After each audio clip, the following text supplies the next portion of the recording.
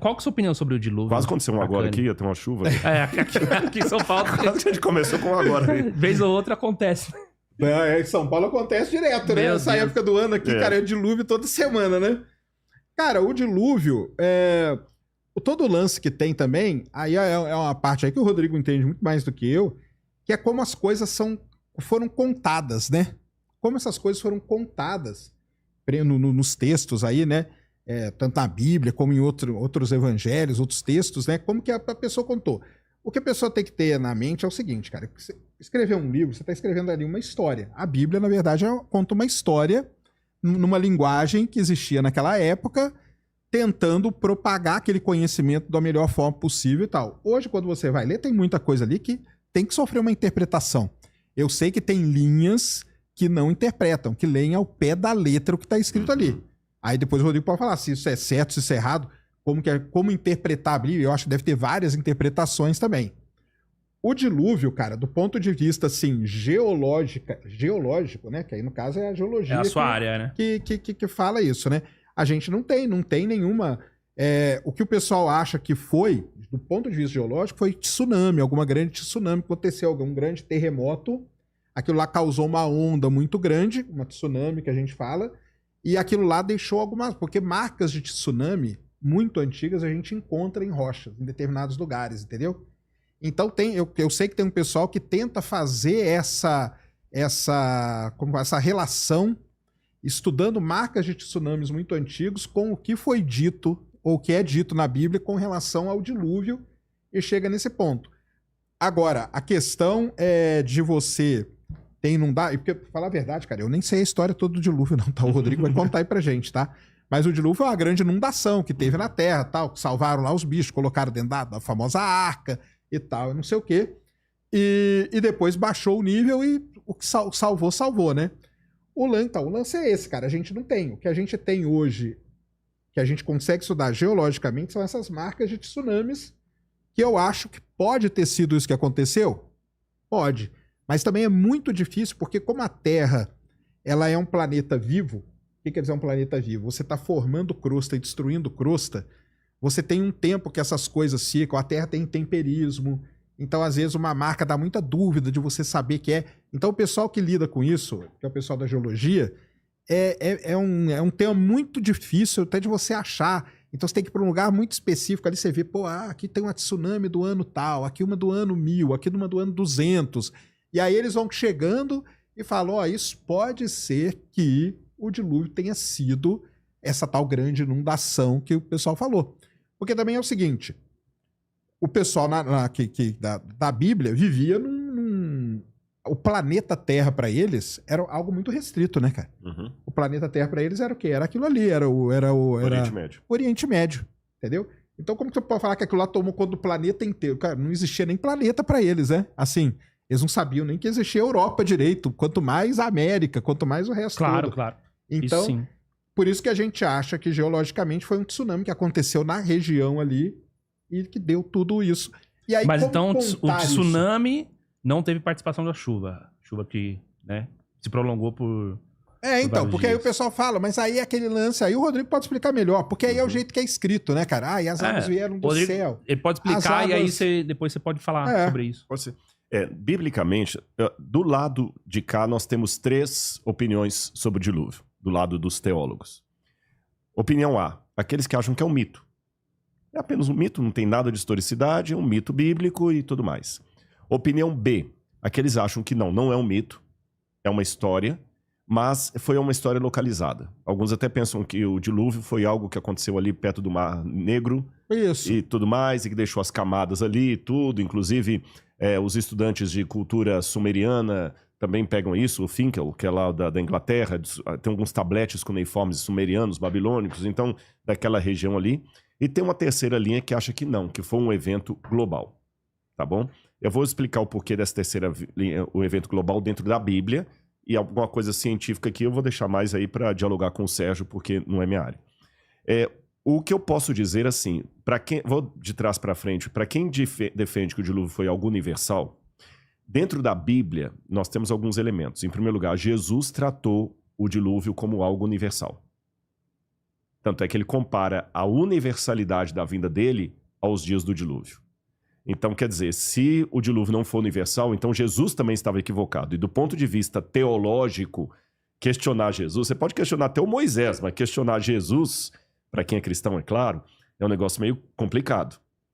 O apóstolo Pedro falou, comparando de novo a volta de Jesus, vocês estão achando que está muito demorada, mas lembra que aquele tempo, aquele mundo pereceu nas águas, etc, etc. Então, biblicamente, pelo menos pelo meu ponto de vista, é complicado em termos hermenêuticos, não estou falando da ciência, estou falando biblicamente, você justificar um dilúvio local na Bíblia. Se eles estavam equivocados... Mas esse universal, ele é uma tradução do que foi dito na época? Porque o que era universal para eles era a região deles, né? Exatamente. Ou eles já tinham essa visão do universal ser algo muito maior? Como que era? Essa pergunta é muito boa, porque vai ter teólogos que vão dar justamente esse argumento seu. Quando eles falavam o mundo inteiro, eles estavam falando o mundo habitado que eles conheciam. Mas, compreendendo que o profeta está contando uma história que lhe foi revelada pelo Espírito Santo, ele entende que mundo é mundo. É mundo mesmo, entendi. Tá certo? Como Jesus, quando falou que a volta dele vai ser um evento mundial, o mundo todo. Ele falou que o evangelho ia ser levado a todas as nações, o Apocalipse fala de todas as tribos, línguas, povos. E a descrição do Gênesis, do dilúvio, ela tem uma catástrofe realmente que pega o planeta inteiro, que fala que as comportas do céu se abriram e de baixo também. A descrição hebraica do Gênesis é um aguaceiro que vem de cima e de baixo. Então não é uma mera chuva, não é uma mera inundação. Por isso que eu tenho uma galera que faz a interpretação do tsunami. Por quê? Porque a tsunami é uma onda muito grande. Que ela cobre como vindo do céu. Então, se você estiver perto... Ainda bem que eu nunca tive, né? Mas se você estiver perto dela, é uma coisa que parece vir de cima também. Você pega um tsunami de 30 metros. Então por isso que você pega... Nossa. Por isso que é esse lance de interpretação que eu falo, exatamente. Né? E alguns pensam também assim, que a visão que eles tinham é que quando Deus criou a Terra, a água não estava aqui. A visão bíblica é que a água parece que foi trazida de fora, porque não tem um momento assim, que dia Deus criou a água? Só fala assim, no princípio criou Deus os céus e a terra, aí Deus separa a água. Separa a água. E ao separar a água, surge uma porção seca e um pouco de água fica retido no céu. Então, biblicamente falando, a água não faz parte da criação da terra, mas foi uma coisa que Deus colocou aqui ou separou para que a terra surgisse. Até parece que tem alguns que da área científica, você corrige aí, que parece que também trabalham com a hipótese que a água veio do espaço. A água é um dos grandes problemas que a gente tem, que a gente não sabe exatamente qual a origem da água. Então, assim, ela pode ter vindo de asteroides, só que se você fizer a conta com asteroide, a conta não fecha. Ela pode ter vindo de cometa, uma parte, também não fecha. Mas a Terra pode ter nascido molhada. Uma parte da água pode ter vindo... Porque hoje a gente já descobriu... É o que ele falou. Mas olha só que interessante. A gente já descobriu hoje grãos de poeira pré-solar antes do nascimento do Sol que já tinha água. Que já tinha H2O. E a molécula de água, a gente sabe que ela é uma molécula que ela tem muita no universo. Entendeu? Então, só que também não fecha. Se você pegar só a Terra molhada, não fecha. Lembrando que a Terra não é um planeta que tem muita água. A proporção de água na Terra com relação à massa da Terra é muito pouquinha. Por isso que nós somos um planeta rochoso. Coberta, parece que a Terra, planeta água, aquela música do... Por isso que eu falo que é do Ivan. É do Ivan, não. É do... Linda música, aliás. Guilherme Arantes. Terra, planeta água é a música mais errada que tem. Porque, na verdade, eu acho a música tão bonita. Você tirou uma... É porque a superfície da Terra, 70% é coberta por água. Mas se você fizer a relação de massa... mas ela É lógico. Se você fizer a relação de massa da Terra, de rocha e de água, por isso que a Terra é um planeta rochoso. Verdade. Não é um planeta aquoso, né? É um pouquinho só de água que tem. E boa parte desta água... E aí entra uma confusão, cara. Tem gente que tá me xingando até hoje na internet. Porque saiu o seguinte... E aí também é culpa do cientista, tá? Fazendo um parênteses aqui. Depois o Rodrigo vai continuar falando ali. Falaram, um dia saiu uma matéria assim, existe água equivalente a não sei quantos oceanos no subterrâneo da Terra. Não sei se chegou a ver essa uma matéria dessa. Aí o pessoal, tá aí, ó. Um lençol freático quase infinito. Falaram que é isso. Olha aí, ó. Olha a água da Bíblia aí, ó. Que você falou que não existia, pá, não sei o quê. Aí tem que explicar pra galera, que é o seguinte. A lava vulcânica, ela tem muita água. Obviamente, porque a rocha está derretida, forma-se H2O. E o que é água? O que é água? Água é H2O, cara. Uhum. Não importa pra mim se eu tenho uma molécula de H2O aqui, eu tenho água. Se eu tenho um balde de água, eu tenho água. Se eu tenho uma pedra de gelo, eu tenho água. O lance é, existem moléculas de H2O no subterrâneo da Terra que, se você juntasse todas elas, daria mais do que os oceanos. Entendi. Mas não é que você tem um oceano embaixo da Terra. Cara, isso aí criou uma confusão que você não faz ideia.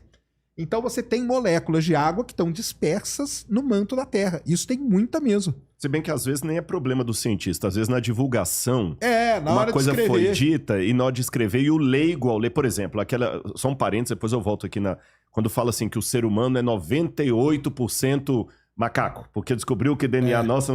Eu li o artigo científico. O camarada lá, ele faz comparação com vários seres. Nós temos 40% de semelhança no DNA com a banana.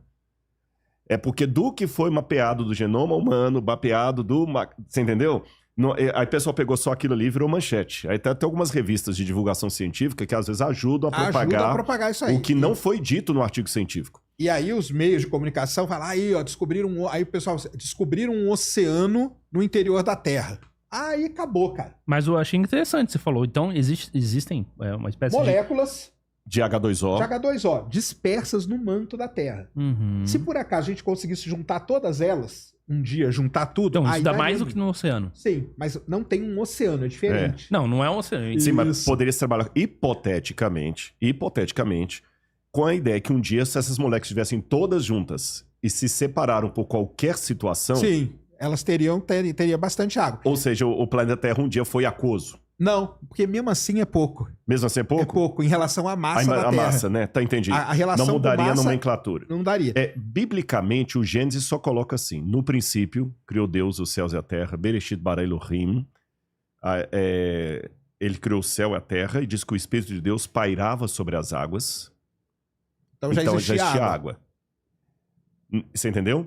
Agora, só que esse é um princípio que criou Deus os céus e a terra, não é ordem cronológica, não. É um título. Mas o céu e a Terra é Terra-planeta. Terra-planeta. Tá. Terra-planeta. E aqui eu tenho uma discordância do Marcos Eberlin.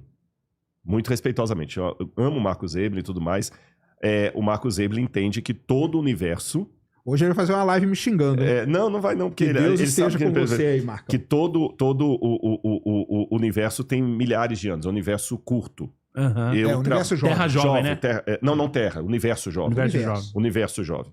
Eu trabalho com a possibilidade que o universo pode ser longevo e a vida na Terra ser mais curta. Nem a planeta em si. Por quê? Porque, como falei, no princípio criou Deus os céus e a terra, isso é um título.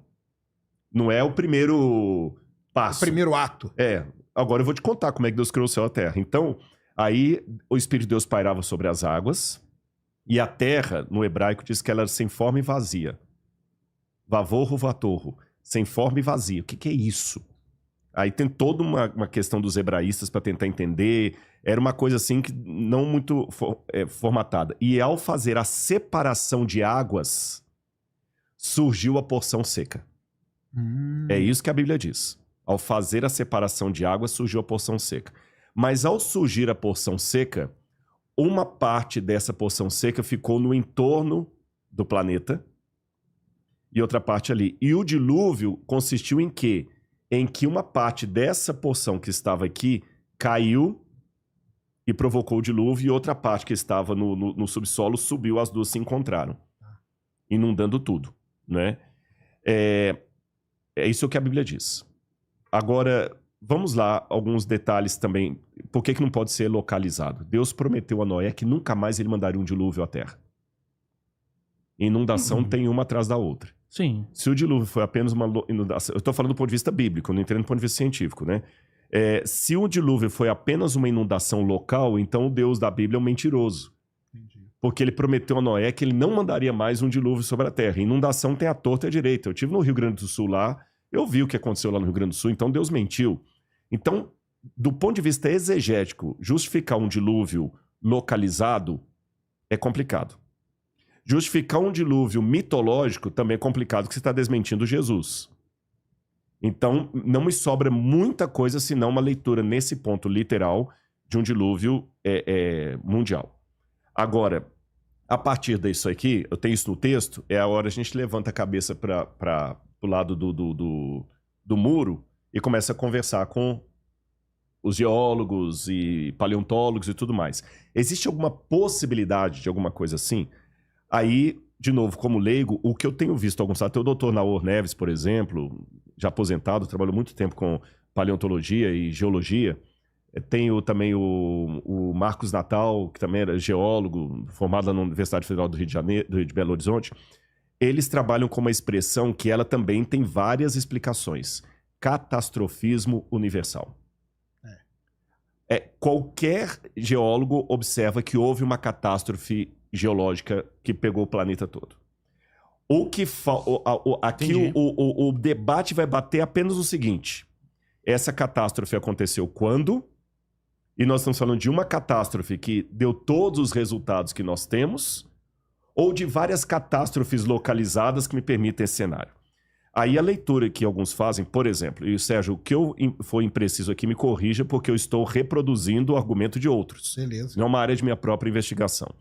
Você olha para a Lua tem aquelas manchas pretas ali, que é magma. Rocha derretida. Mas a Lua não tem vulcão.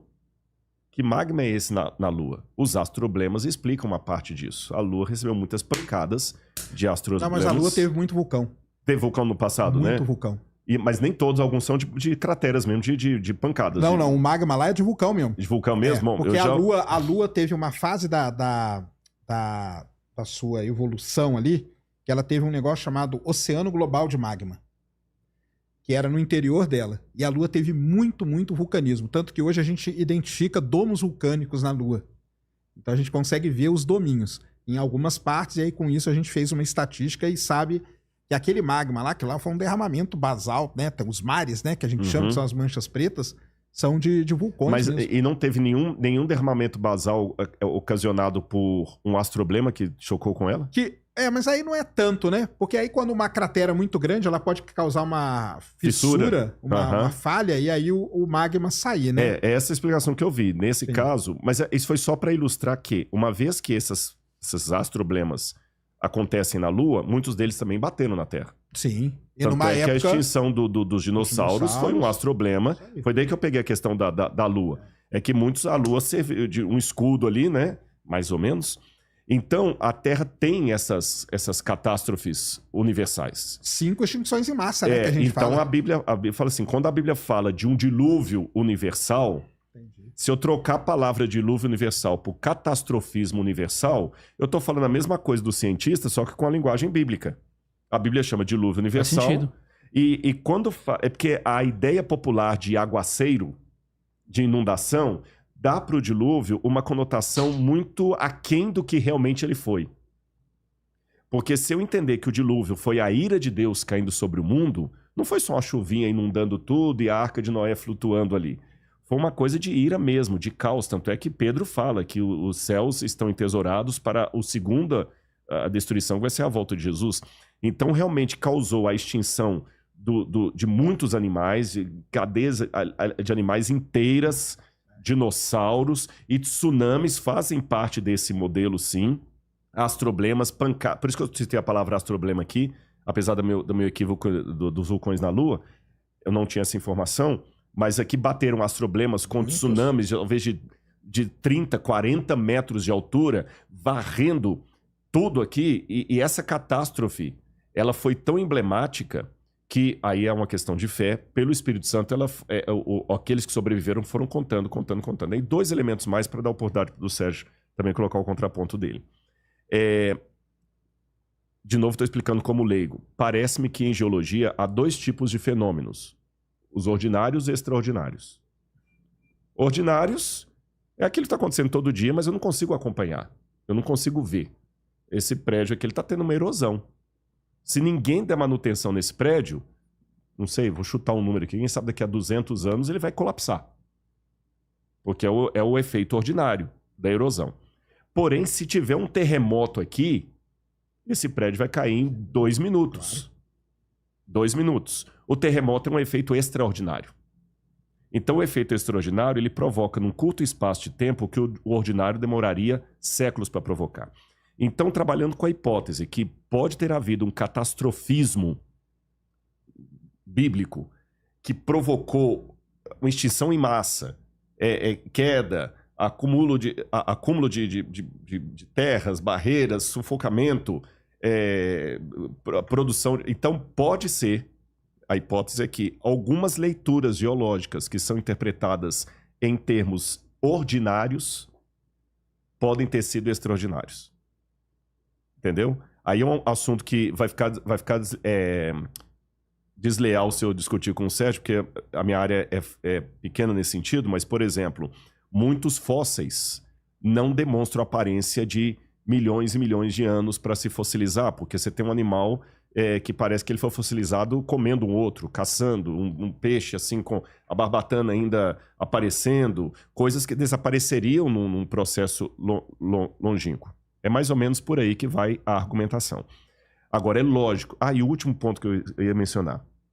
Quando você vai agora na área da arqueologia e procura os primeiros escritos da humanidade, que até a segunda ordem a escrita foi inventada na Suméria, os sumérios foram formidáveis. Os sumérios inventaram a roda, a agricultura, a cidade com muros.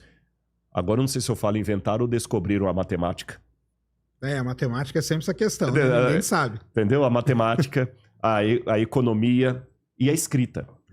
Aí, quando você vê os primeiros documentos da humanidade, o que os sumérios contam que eles são? Eles falam que eles são descendentes daqueles que sobreviveram ao grande dilúvio. E que os ancestrais deles, aí que vem o épico do Gilgamesh, Utnapishtim, Ziusudra, esses textos sumerianos do dilúvio, babilônicos também, Atrahasis, que são os nomes que eu chamo o Noé diluviano, o Noé babilônico. E é muito interessante a similaridade com a história que a Bíblia vai contar depois. A única diferença é que um salvou animais, o outro salvou plantas, levou sementes. Entendi. Sabe? E que ele soltou a pomba e o corvo para ver se as águas baixaram. E que essa arca pousou em algum lugar perto da região de Urartu, que não é o Monte Ararat. Urartu é uma cordilheira enorme, maior do que os Andes.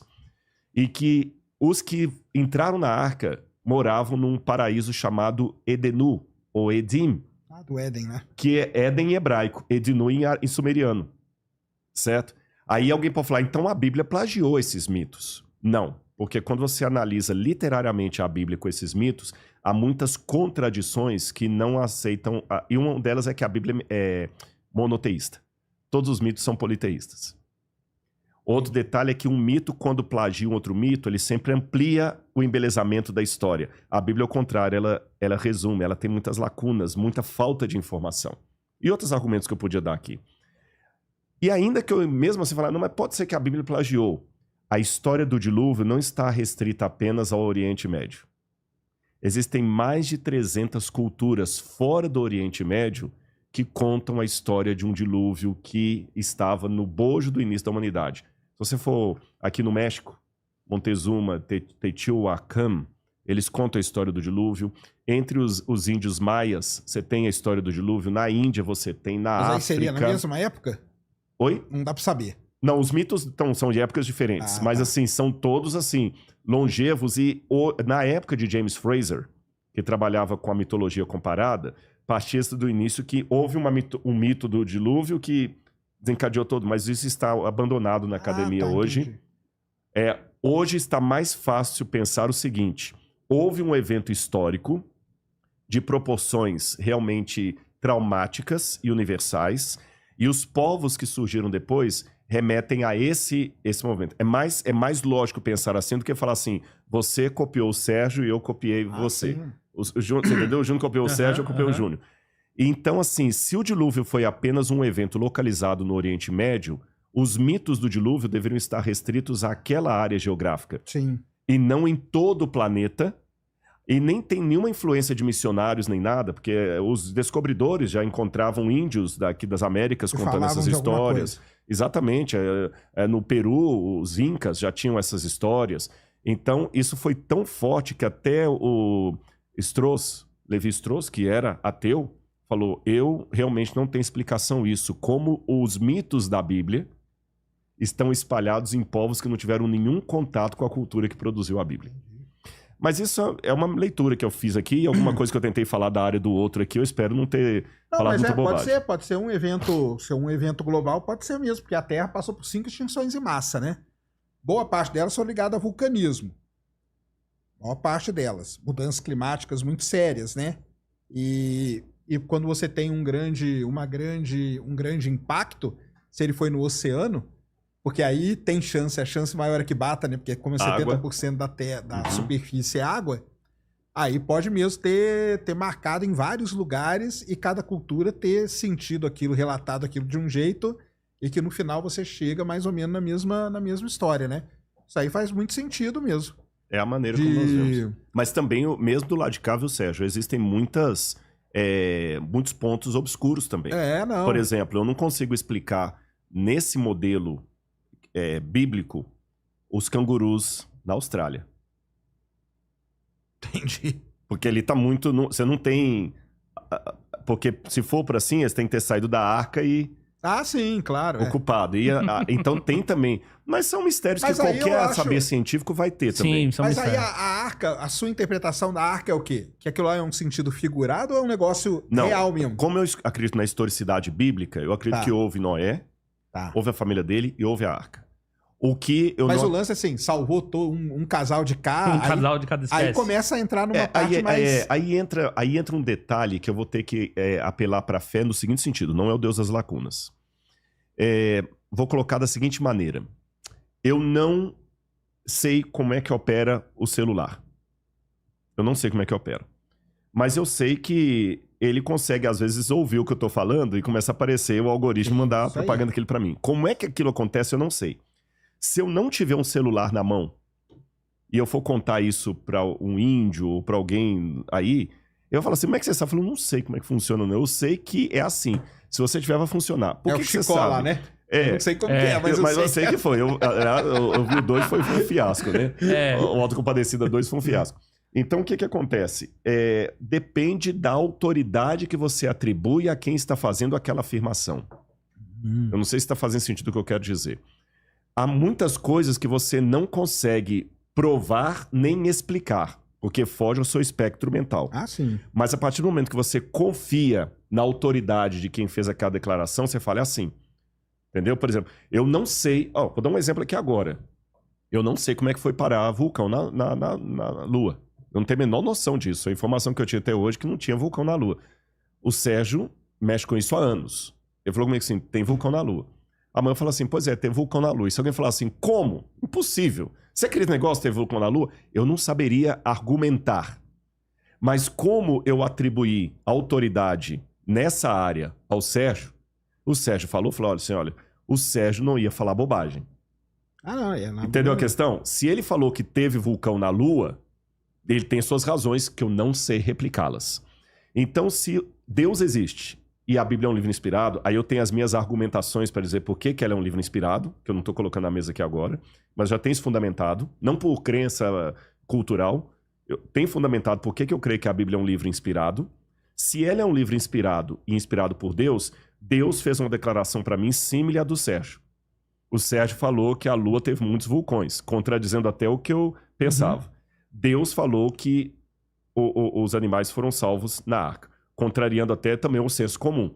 Mas eu replico a informação pela fé. Como pela fé eu replico a informação de que havia vulcão na Lua. Agora, só um detalhe para refinar isso aqui, Sérgio, até para a galera que está ouvindo a gente em casa, Júnior, porque senão parece também muito a arca do Zé Colmeia. Existe um problema que quando James Hutton começou, né, o presente a chave do passado, antes dele, o Lavoisier, foi o Lavoisier mesmo, que é o pai da geologia moderna, o Lavoisier. Não, Jorge... Não, Lavoisier não. Lavoisier, na natureza, tudo se renova. Gente, tá na ponta da língua. É Jorge, o pioneiro da geologia no mundo, que começou, o primeiro que começou a identificar os dinossauros como dinossauros, que o pessoal pensava que eram dragões extintos. Ah, não, mas aí é eu tô lá atrás, Cuvier. Ah, tá. O Cuvier. Na época do Georges Cuvier, ele apanhou muito dos religiosos. Eu tô indo lá atrás mesmo. Por quê? Todo mundo via ossos de dinossauros. A vida toda.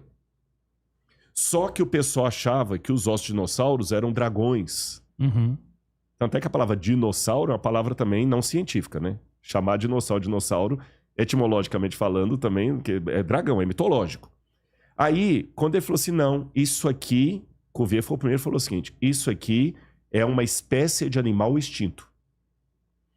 Isso causou um grande problema na academia teológica, porque os teólogos trabalhavam com duas premissas que não são bíblicas. Era interpretação. Entendi. Eles diziam o seguinte, não pode ser por duas razões. Tudo que Deus criou não pode ser extinto. Só que a Bíblia não diz isso Em lugar em lugar nenhum. Foi uma interpretação que Interpretação do cara deu. Ah. Segundo problema. O Gênesis fala que Deus criou tudo segundo a sua espécie. Então Deus já criou os animais prontos. Então lá no Éden tinha o leão, tinha o tigre, Só que hermeneuticamente falando, ambas as declarações não estão na Bíblia, são erradas. Quando fala que Deus criou cada um segundo as suas espécies, está falando de matrizes. Então, o que Deus criou pode ser extinto, sim. Não tem nada na Bíblia que proíbe isso. Então, o que entrou na Arca de Noé foi um casal de Fé e Léo. Eu sei que na biologia também, seria com pirula mais a conversa, existe todo um debate também sobre os filos. O que são as espécies, o que é espécie e tudo mais. Mas uma coisa já é um consenso. Todos os cachorros que existem são descendentes de um tipo canino, primitivo, não é isso? Entendi. Lupus caninos. Ah, tá. Foi esse original que estava na arca. É esse original que estava na arca. Você tá entendendo? Então não é que ele entrou lá com um chihuahua, um dog alemão, Yorkshire. Ele precisava ter apenas as matrizes. E a partir das matrizes nós temos as variações que tem hoje. Você entendeu? Então ele levou um Felis Léo e desse Felis Léo deu um grupo de felinos. Não sei que tipos, porque até os biólogos ficam debatendo aí quais são os filos. Então seria mais ou menos isso que eu queria esclarecer. Não, entendi. Se você assistiu até aqui é porque você tá do lado certo dessa história. Então você vai clicar no like e se inscrever para não perder nada do Redcast aqui no YouTube.